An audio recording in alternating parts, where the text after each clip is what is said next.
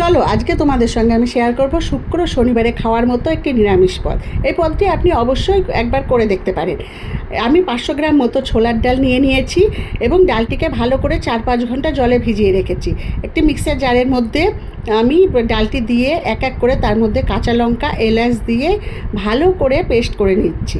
দেখুন আমার ডালটি ভালোভাবে পেস্ট হয়ে গিয়েছে। এবার একটি কড়াইতে আমি বেশ খানিকটা সর্ষের তেল দিয়ে তার মধ্যে কালো জিরে ফোড়ন দিয়ে পেস্ট করা ডালটি ঢেলে দেব।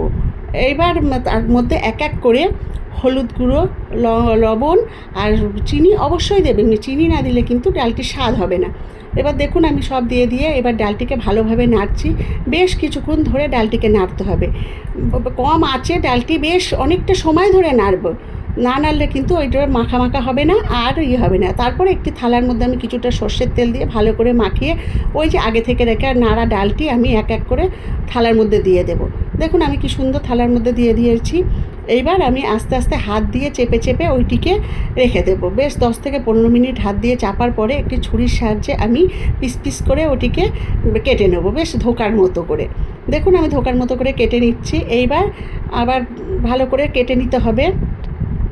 তারপরে দেখুন আমার কাটা হয়ে গিয়েছে, দেখুন তুলেন একটাও কিন্তু ভাঙেনি, বেশ গোটা আছে। এবার আমি কড়াইতে তেল দিয়ে একটি করে তুলে সুন্দর করে ভেজে নেব। দেখুন আমি আস্তে আস্তে দিচ্ছি, ওটাকে ভাজতে একটু আস্তে আস্তে দেবে। দেখুন আমার কি সুন্দর লাল লাল করে ভাজা হয়ে গিয়েছে, সবগুলোই প্রায় ভাজা হয়ে গিয়েছে। এবার একটি মিক্সার জারে আমি এবার পরিমাণ মতো আদা কুচি, পরিমাণ মতো লঙ্কা, সাথে কিছুটা গোটা গরম মশলা আমি নিয়েছি। এবার ভালো করে ওটা পেস্ট করে নেব।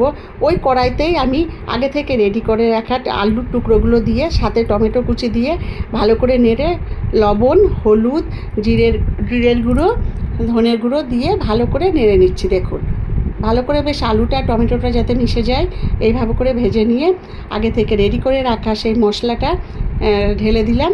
এরপরে এক এক করে জিরের গুঁড়ো, হলুদ গুঁড়ো ও লঙ্কার গুঁড়ো দিয়ে ভালো করে আলুটি মশলার সঙ্গে কষিয়ে নেব। বেশ কিছুক্ষণ কষানো হয়ে গেলে আমি আবার একটু চিনি দিয়ে দেবো। চিনি দেওয়ার পরে আবার 2-1 বার নাড়াচাড়া করে জল দিয়ে দিলাম।